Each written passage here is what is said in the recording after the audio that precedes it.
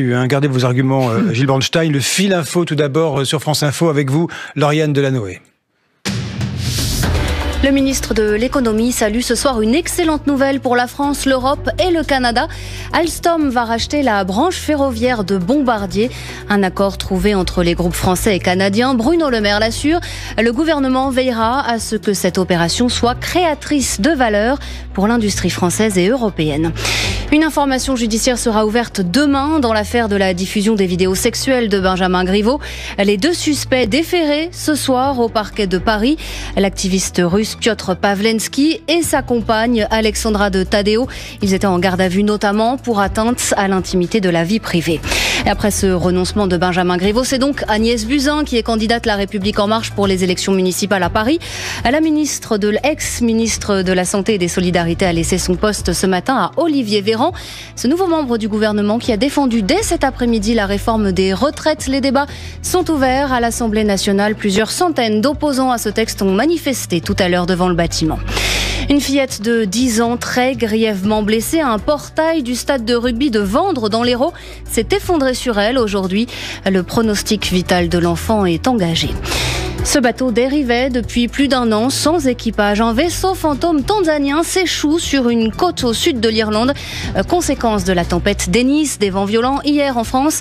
Une verrière de la cathédrale de Reims est endommagée. France Info. Et tout est plus clair. Le nouveau ministre de la Santé et des Solidarités à l'hôpital Bichat à Paris ce soir. Premier déplacement, premier point d'Olivier Véran sur le coronavirus. Cet après-midi, il était à l'Assemblée nationale pour l'ouverture des débats sur la réforme des retraites.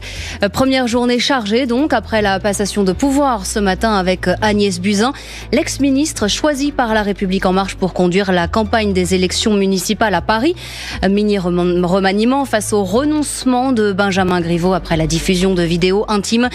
Ce soir, fin de garde à vue pour les 2 suspects, le russe Piotr Pawlenski et sa compagne Alexandra de Tadeo. Ils sont déférés au parquet de Paris et seront présentés à un juge d'instruction demain.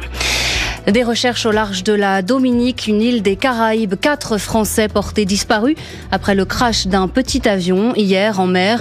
Un couple de 55 ans, leur fils de 16 ans et un homme de 40 ans qui se rendait en Guadeloupe. Alstom va racheter la branche ferroviaire de Bombardier. Les groupes français et canadiens ont trouvé un accord. Aujourd'hui, rachat à 100% avec la Caisse des dépôts et placements du Québec. Alstom explique vouloir renforcer sa présence internationale. Les pays de l'Union européenne s'entendent pour envoyer des navires à l'est de la Libye dans 1 mois.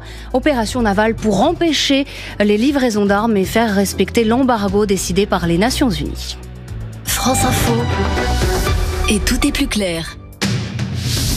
Le PDG d'Alstom l'assure, il n'y a pas du tout de menace sur l'emploi. Le géant français va racheter la branche ferroviaire de son concurrent canadien, Bombardier. Le ministre français de l'économie, Bruno Le Maire, y voit une excellente nouvelle. Pas de référendum sur la réforme des retraites. La motion des députés communistes rejetée ce soir. C'est le nouveau ministre de la Santé qui a ouvert les débats sur cette réforme à l'Assemblée cet après-midi, quelques heures à peine après sa passation de pouvoir avec Agnès Buzyn. Le nouveau ministre Olivier Véran, elle, se lance dans la course à la mairie de Paris à la place de Benjamin Griveaux.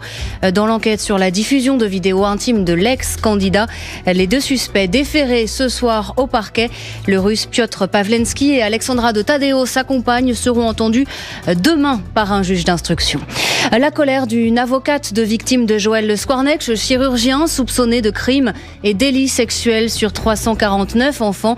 Sur France Info, maître Francesca Sata déplore qu'aucune des instances n'ait pris ses responsabilités, alors qu'un psychiatre avait donné l'alerte dès 2006.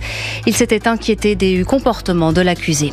La France, premier pays au monde à exiger l'installation de filtres à microfibre plastique dans les lave-linges. Ce sera obligatoire en 2025 pour lutter contre la pollution des océans. La secrétaire d'État à la transition écologique, Brune Poirson, a reçu aujourd'hui les constructeurs et des associations. France Info.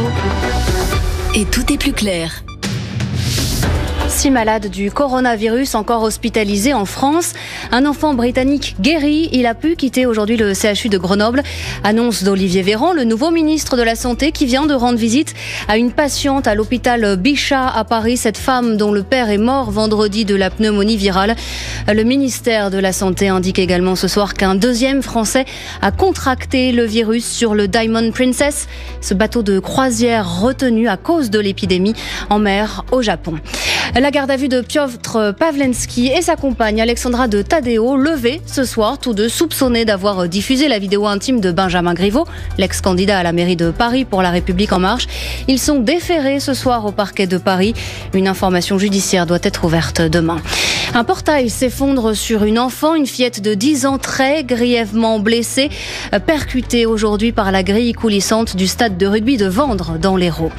4 Français disparus au large de la Dominique, une île des Caraïbes. Un couple et leur fils de 16 ans ainsi qu'un homme de 40 ans. Ils étaient à bord d'un petit avion qui s'est abîmé en mer. Hier, des recherches sont en cours.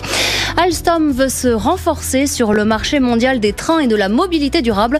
Le géant français signe un accord avec le Canadien Bombardier pour racheter sa branche ferroviaire. Rachat pour près de 6 milliards d'euros. France Info. Et tout est plus clair.